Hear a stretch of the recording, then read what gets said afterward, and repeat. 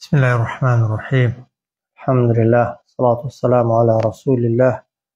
محمد وآله وصحبه ومن اهتدى بهداه. رب اشرح لي صدري ويسر لي أمري واحلل عقدة من لساني يفقه قولي. لا واني فقه دقين واني سي وحوتام لو واني اجدا شوان بخواي جورباسي حكمي ستر أو بربستي دادن دريت لپێش نوێژ خوێن بە مەبەستی ئەوەی کە نوێژ خوێنەکە سنووری نوێژەکەی خۆی دیاریکە و لە کاتی نوێژدا هیچ کەسێک بە نێوانی نوێژکەرەکە و ئەو بربەستەدا نەڕوە. حکمی ئەو سیترە، ئەو بربەستە، ئەو شتێک کە لە پێش خۆتی دادەنەی سونەتە. بۆچی؟ بۆ ئەوەی هیچ کەس وەکو گوتم ببینی سیترەکە و نوێژ خوێنەکەدا نەڕوە. ئەوە یەک لە ئامانجەکانی. ئامانجی شەریکەی ئەوەیە کە نوێژ خوێن لە کاتی نوێژدا سنووری خۆی دیاریکە. ڕوانین و تەماشاکردنەکانی تەنها بۆ ئەو شوێنە بێت کە سیترەکەی لێداناوە، سەیری ئەو دیوی سیترەکەی نەکا بۆی مێشک و فکری مەشغوڵ مەبێت. فکر و مێشکی تەنها لە ناو نوێژەکەی خۆیدا بێت و ئەگەر سەیری پێشخۆشیەکە تەنها دیقەتی لەو جێگایە بێت کە بربەستەکەی لێداناوە. کەواتە ئامانجی سیترەکە دوو شتە: یەکەم بۆ ئەوەی کەس بەبینی خۆت و سیترەکەدا نەڕوە، و ئامانجی دووهەم ئەوەیە کە تۆ ڕوانین و تەماشاکردنەکەی خۆت تایبەت کەی بەوەندەیە. یعنی ئەگەر بژڕوانی و تەماشاشکەی تەنها سەیری ئەوەندە شوێنەی کەی و سەیری زۆر ئەو دی و دووری خۆتی نەکەی. فرمودەی پێغەمبەرە صلی الله عليه وسلم کە دەفەرمێت: إذا صلى أحدكم فليصلي إلى ستر وليدن منه. دەفەرمێت ئەگەر یەکێکتان نوێژی کرد با بربەستێک لە پێش خۆیەوە دانێ و هەروەها لێیەوە نزیک ببێتەوە. لە فەرمودەیەکدا ئیبن عومەر دەفەرمێت پێغەمبەر صلی الله عليه وسلم کاتێک کە دەچوویە دەشت بۆ نوێژی جەژن، حربەیەک، شیشێک، ئاسنێک، شێوە ئەوەیەکی لە پێش خۆی دەچەقاند و هەروەها دەچوو لە نزیکی ئەو حربەیە کە دەیچەقاند نوێژی دەکرد و خەڵکیش لە پشتەوە نوێژیان دەکرد، کە دەفەرمون پێغەمبەر صلی الله عليه وسلم ئەو کارەی زۆرتر لە دەرەوەی مزگەوت ئەنجام دەدا و هەروەها دواتر سەحابەکانیش و خەلیفەکانیش وەکو پێغەمبەریان دەکرد صلی الله عليه وسلم. بۆیە سیتر و بربەست دانان بۆ نوێژ خوێن بە تایبەتی لە دەرەوەی مزگەوت حکمەکەی سونەتە، واجب نییە وەکو ئەوەی کە زۆرێک لە خەڵکی تازە و فتوای لەسەر دەدا و حکمی زۆر توندی بۆ دەردەکەن و پێیان وایە ئیلا دەبێ سیتر و بربەستت لە پێش بێ. بێگومان نا، سیتر و بربەستت دانا لە پێش خۆت سونەتە، خێرت دەگاتێ و ئەگەر نەتکرد گونەهبار نابی. تەنانەت لای مەذهەبی ئیمامی ئەبوو حەنیفە و ئیمامی مالک دەفەرمون بربەست دانان یان چوونە پێش دیوارێک بۆی دیوارەکە ببێتە بربەستت تەنها لە حاڵەتێکدا سونەتە ئەگەر مەترسی ئەوەت هەبێ خەڵک بە پێشت داتێتەپەڕی. دەنا ئەگەر تۆ لە ژوورێکدا بی و دڵنیابی لەوەی ئەو ژوورە کەسی لێ نییە، دەچیە پێشی مزگەوتێ دیوار لە پێشەودا دەبەستێ نوێژێ، دەزانی کەس بە تەنیشتی ئەو دیوارەیدا و بە پێش تۆدا ناڕوە لە دەشتێکی کەست لەگەڵ نییە، تەنهای لەو حاڵەتا دەفەرمون سونەت هیچ نییە. لە حاڵەتێکدا سونەتە کە مەترسی ئەوەت هەبێ خەڵک بە پێشت داتێپەڕێ، بۆی خەڵک بە پێشت داتێنەپەڕێ بربەستەکەی دادەنەی دەڵێن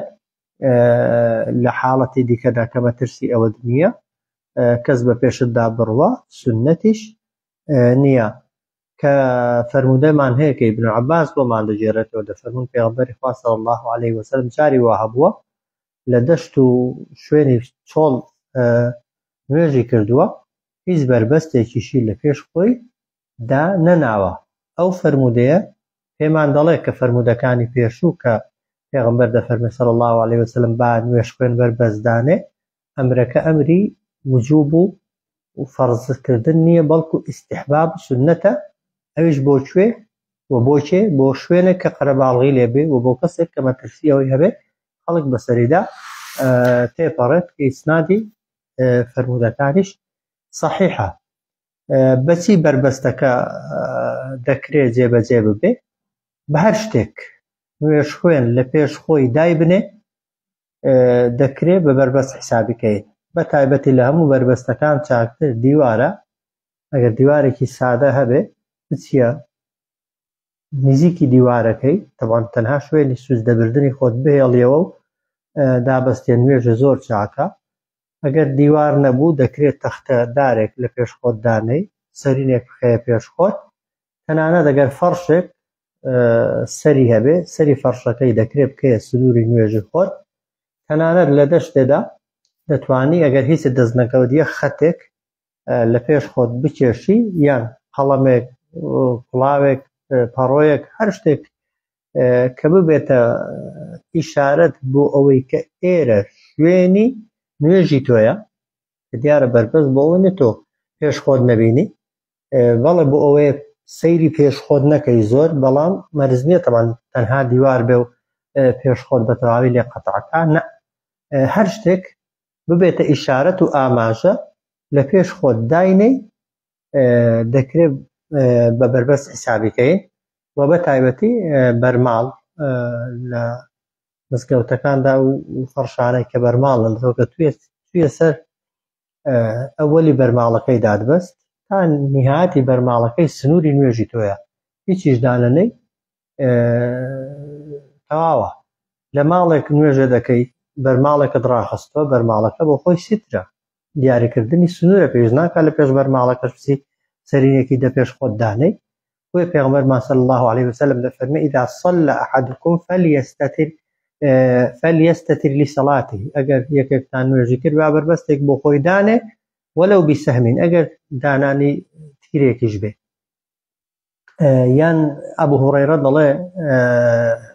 پێغەمبەرمان صلی الله عليه وسلم فەرمووی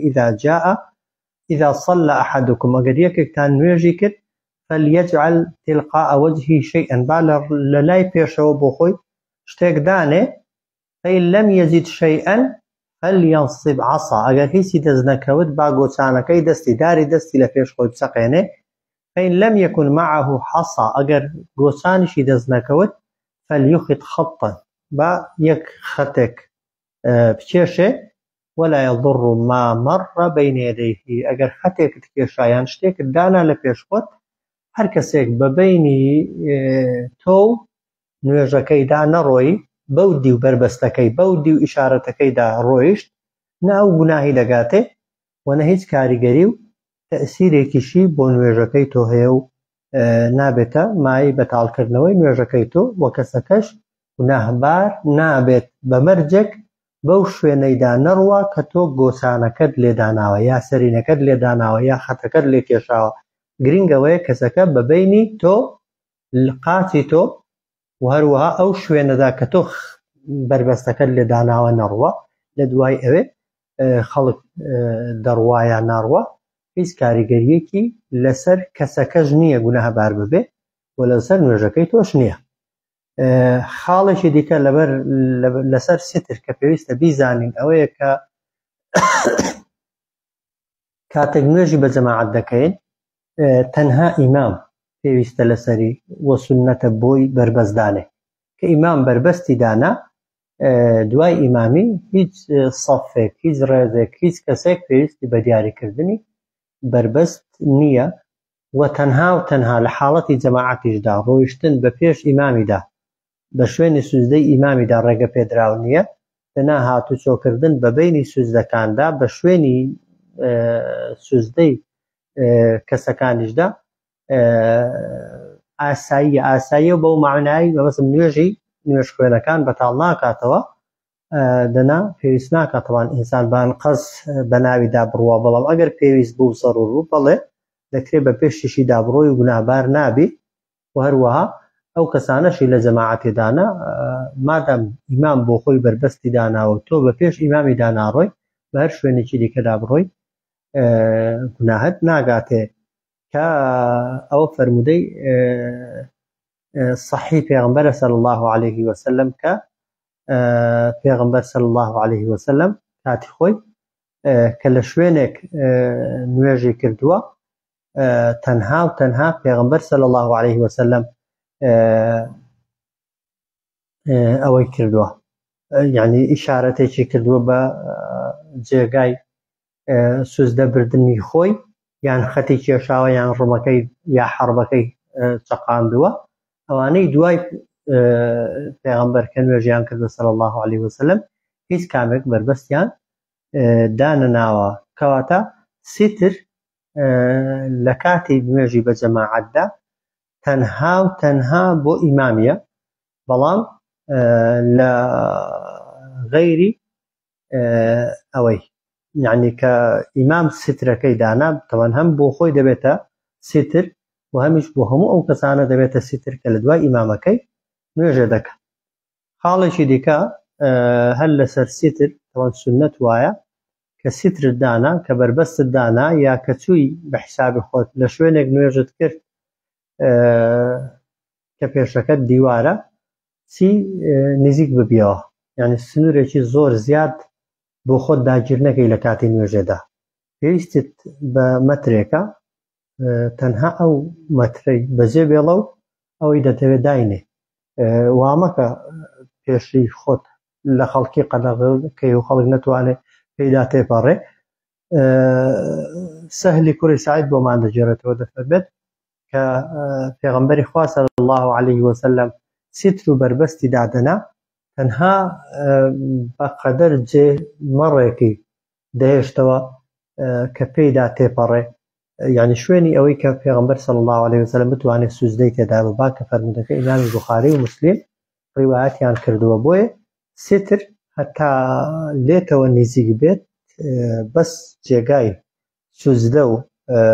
وەک دڵێ چەمینەوەی خۆت بێ خێرترە و باشترە زۆر لە خۆت دوور نەبێ چاکترە و باشترین شتێک بۆ نوێژی سنەت یان نوێژی تەنیایی کە دەیکەی ئەگەر بچی لە لاچەپێک کە دەزانی خەڵک پێیدا تێناپەڕێ و هەروەها پێشەکەت دیوار بێ و هیچ شوێنێکی لێ دیار نەبێت دایبەستی بێگومان تەمان ئەجرەکەی و خێرەکەی زیاترە و مەشغەڵەتت کەمتر دەبێ و هەروەها نابی بە مایەی ئەزیەتدان و ڕێگریکردەی هیچ کەسێکیش. بابەتێکی دیکە ئەگەر ئینسان بربەستی وتماندانانی بربەست واجبە ببورن سنەتە واجب نییە و لە شوێنێکدا ئەگەر بزانین کەس بە پێشماندا تێناپەڕێ تەمان هەرداشی نەنەین ئاساییە بەڵام لەو حاڵەتانەی کە ئێمە بربەستمان داناوە شوێنی نوێژی خۆمان دیاری کردووە و سنوورێکمان کردوتە جێگای سوزدەبردننی خۆمان تەوان بە هیچ شێوەیەکی ڕێگە پێدراو نییە دروست نییە ئینسان بە پێش نوێژ خوێنێکدا بڕوە بە نێوانی نوێژ خوێنەکە و ئەو سترەیدا بڕوە کە نوێژ خوێنەکە بۆ خۆی داناوە کە فەرمودەی صحیح پێغەمبەرە صلی الله عليه وسلم کە پێغەمبەر دەفەرمێ ئەگەر خەڵکی زانی بایان ڕۆیشتن بە پێش نوێژ خوێن و ستردا چەندە گوناهە و چەندە تاوانە ئەوە ئامادە دەبوون چل ڕۆژە جا چل ساڵە چل پاییزە لە ڕیواەتی دیکەدا هاتووە پێیان چاکتر بۆ ڕادەوەستان ئێستا بە پێش نوێژ خوێنەکەیدا تێنە دەپەڕێت بۆیە ئەگەر نوێژ خوێن ستری دانا بەبێ گومانی تەمەن حرامە ئینسان بەبەینی سترەکە و نوێژ خوێنەکەیدا بڕوە و ئەگەر بزانیت گوناهەکە و تاوانەکەی چەندە وەکو پێغەمبەر دەفەرمێت صلی الله عليه وسلم 40 ساڵ لە ڕیواتێکدا دەفەرمێت 40 پاییز ڕادەوەستا ئێستا بە پێشیدا تێنە دەپەڕی بەڵام ئاگامان لێی بێ لە حاڵەتێکدا ئەگەر بربەستی دانە نابوو تەپەن نوێژ خوێن ئێمە نابێ بەشوێدا بڕۆین تەنها و تەنها نابێ بەو تەمان ئەگەر بربەستی دانابوو تەنها مەچووە نێوانی بربەستەکەی و کەسەکەی ئەگەر بربەستی دانە نابوو سیرکە بزانە کوێ شوێنی سوزدەبردننی کەسەکەیە سەری کەسەکەی دەکاتە کوێ لە کاتی سوزدەبردندا تەنها بە نێوانی شوێنی سوزدەی کەسەکەدا مەڕۆ لەو دیوی لە دووری کەسەکەی بە هەر شوێنێکی دیکەدا بڕۆی گوناهت ناگاتێ و نوێژی کەسەکەش بە هیچ شێوەیەکی بەتاڵ نابێتەوە. بۆیە ئەگەر بربەست هەبوو تەوان بەو دی و بربەستەکەیدا بڕۆ تەوان هیچ گرفتێک نییە کە ئەگەر بەو دی و بربەستەکەیدا ڕۆیشتی، بەڵام ئەگەر بربەست هەبوو بێگومان نابێت لە بینی بربەستەکەی و کەسەکەیدا بڕۆی و ئەگەر نەبوو تەوان تەنها شوێنی سوزدەی کەسەکەی بەجێ بێڵە بەو دیویدا بڕۆ ئاساییە و هیچ گرفتێکی نییە. خاڵشی کە ئایا ئەگەر ئێمە بە پێش نوێژی کەسێکدا ڕۆیشتین نوێژی کەسەکەی بەتاڵ دەبێتەوە، یا ئەگەر کەسێک بە پێش نوێژی ئێمەدا تێپەڕی بە شوێنی سوزدەماندا ڕۆیشت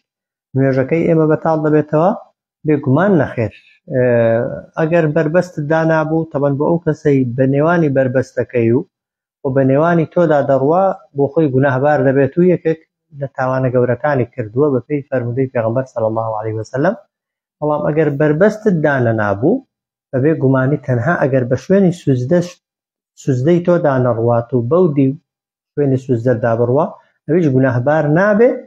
و تەنانەت ئەگەر بە شوێنی لە حاڵەتێکیشدا کە بربەستت داناوە کەسێک بە بینی بربەستەکەی و بە بینی نوێژەکەی تۆدا دەڕوات تەنها ئەو گوناهبار دەبێت، نوێژەکەی تۆ بە هیچ شێوەیەکی بەتاڵ نابێتەوە. کە دیارە ئەوەش فەرمودەی صەحیح پێغەمبەری لەسەرە کە گەنجێک بە پێش نوێژی ئەبوو سەعیددا تێپەڕیوە، جارێک جێراویەتیەوە دیسان هەر هاتۆتەوە جێراویەتیەوە هەر هاتۆتەوە جێراویەتیەوە هەر هاتۆتەوە. دواتر تەوان پێغەمبەر دەفەرمێ صلی الله علیه وسلم إن الصلاة لا يقطعها شيء، نوێژ کە دادبەست بە هیچ شتێک لەو شتانە بەتاڵ نابێتەوە. بەڵام پێغەمبەر دەفەرمێ صلی الله علیه وسلم ادرؤوا ما استطعتم فإنه من الشيطان، ئەگەر کەسێک ویستی بە پێشتاندا تێپەڕی هەتا بۆت دەکرێت مێڵە بێ، بەڵام ئەگەر هەر هات بەبێ گومانی نوێژەکەی تۆ بەتاڵ نابێتەوە. بۆیە ئەو بۆ بەنسبەت نوێژکەرەکەیەوە نوێژ خوێنەکەیەوە کاتێک کە لە نوێژدا بووی ئەگەر کەسێک ویستی بە شوێنی سوزدەتدا بڕوا یا بە بینی بربەستەکە و ئەتۆدا بڕوا دەستت بخە پێشی پاڵی پێوەنی مەهێڵە بڕوا بۆت هەیەتەوەن بە توندی پاڵی پێوەنەی ڕێگای لێ بگری. بەڵام ئەگەر هەر ڕۆیی ئەو بۆ خۆی گوناهبار دەبێت و نوێژەکەی تۆ هیچ ئیشکالێکی لەسەر دروست نەبووە. و بە تایبەتی تەوان ئەو مبالەغە و زیادەڕەویی کە دەکرێت جاری وا هەیە لەوەی کە کەسێک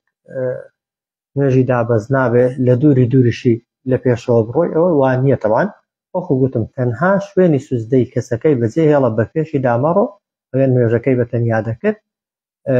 لە هەر شوێنێکی دیکە بڕۆی ئاساییە. یەک ملاحەزە ئایا لە ناو مزگەوتەکاندا ئێستا بۆتە عادەت و عورف هەندێک تەختەی لێدانراون وەکو چۆن تەختەی قورئان خوێندنەی لێنە خەڵک